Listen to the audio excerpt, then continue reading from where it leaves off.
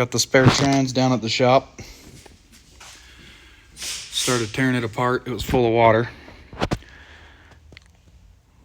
Lost all drive, wouldn't go anywhere. And this is first gear.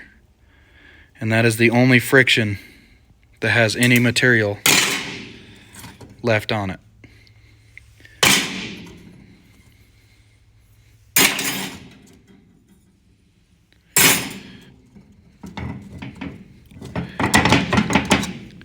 Can't even get them off the hub.